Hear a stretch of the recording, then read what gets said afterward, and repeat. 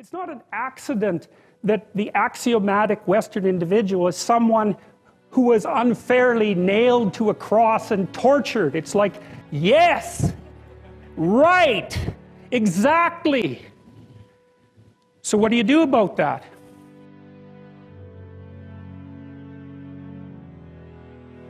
Well, I thought about that for a long time too. It's like, well, you don't get together in a damn mob, because all that does is allow you to be as horrible as you could possibly imagine and suffer from none of the consequences. That's a bad idea.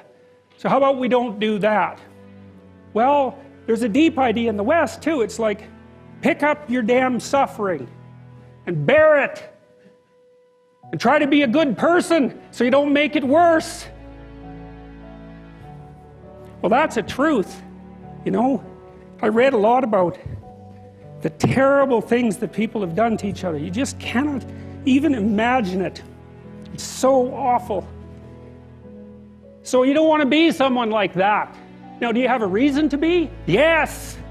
You have lots of reasons to be. God, there's reasons to be resentful about your existence. Everyone you know is going to die. You know, you too. And there's going to be a fair bit of pain along the way, and lots of it's going to be unfair. It's like, yeah, no wonder you're resentful. It's like, act it out and see what happens. You make everything you're complaining about infinitely worse. There's this idea that hell is a bottomless pit, and that's because no matter how bad it is, some stupid son of a bitch like you could figure out a way to make it a lot worse.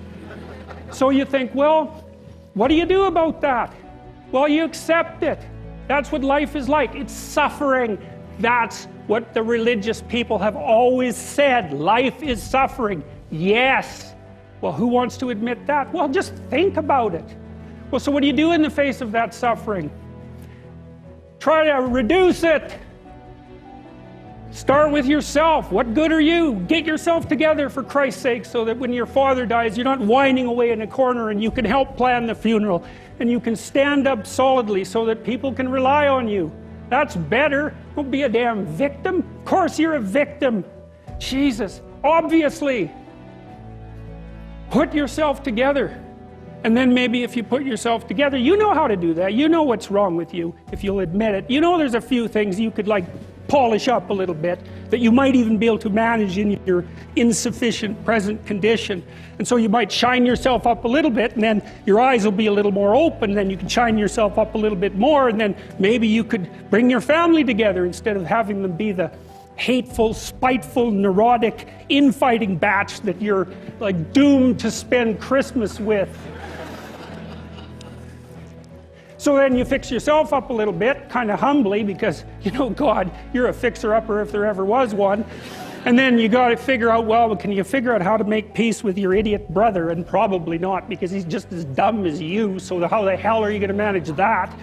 And so then maybe you get somewhere that way, and your family's sort of functioning, and you find out, well, that kind of relieved a little bit of suffering, although it reduced the opportunities for spiteful revenge, and that's kind of a pain in the neck.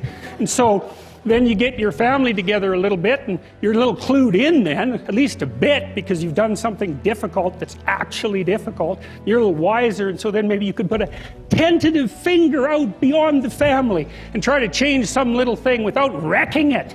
It's like, our society is complex, and we teach our students that they could just fix it. It's like, go fix a military helicopter and see how far you get with that. It's like, what are you going to do? You're like a chimp with a wrench. Whack! Oh, look, it's better. It's like, no, it's not better. Things are complicated, and to fix things is really hard.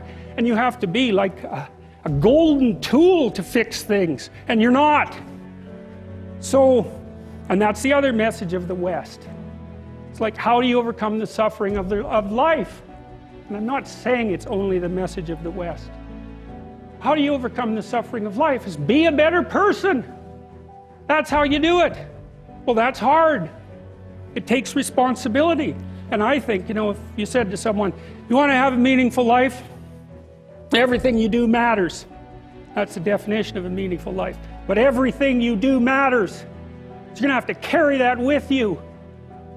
Or do you want to just forget about the whole meaning thing and then you don't have any responsibility, because who the hell cares? And you can wander through life doing whatever you want, gratifying impulsive desires for how useful that's going to be, and you're stuck in meaninglessness, but you don't have any responsibility. Which one do you want?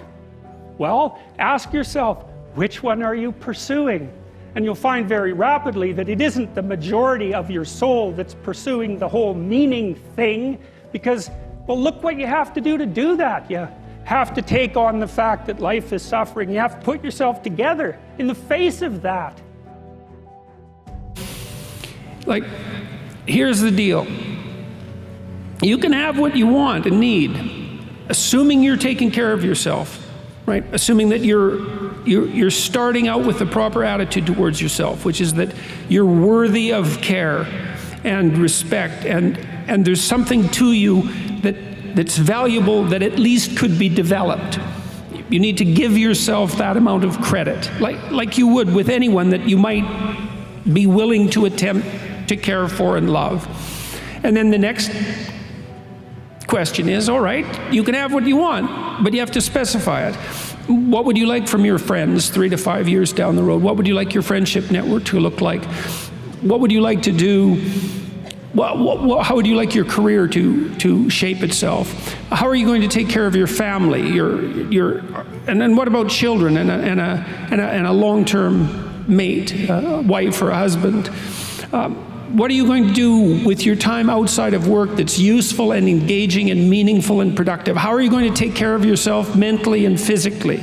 And how are you going to withstand temptation so that it doesn't take you down in the particular way that temptation might take you down? And so you're asked to write a few sentences, not to be obsessive about it, but to sketch it out like a bad first draft, you know? And then you're asked to write for 15 minutes. It's like, okay, it's 3 to 5 years down the road, and you have what you need and want to make your life what it needs to be, so that you can be a good person in the face of the suffering of life. What does it look like? And then we ask people to do the contrary, which I think is also useful, which is, all right, well, consider for a moment the multitude of your faults and the direction those faults could pull you in. And everyone knows that. Everyone has a sense of how they would fall apart in their own particular manner, with their own particular weaknesses. It's 3 to 5 years down the road, and you've let that part of your character dominate. What particular corner of hell is it that you're now occupying? And so now you have something to aim at. You have a purpose, right? And that's motivating. People need a purpose in life. You need a purpose neurochemically, because without a purpose, you don't feel any positive motivation or any positive emotion. Like, our positive emotion is linked to our pursuit of valuable goals. That's how our brains are set up. And so you need that positive goal, and also to stop you from being unduly uncertain and anxious because nothing is specified enough. And you need something to run away from. And so you can run away from the worst in you. You can escape from the worst in you, and you can move towards the best in you.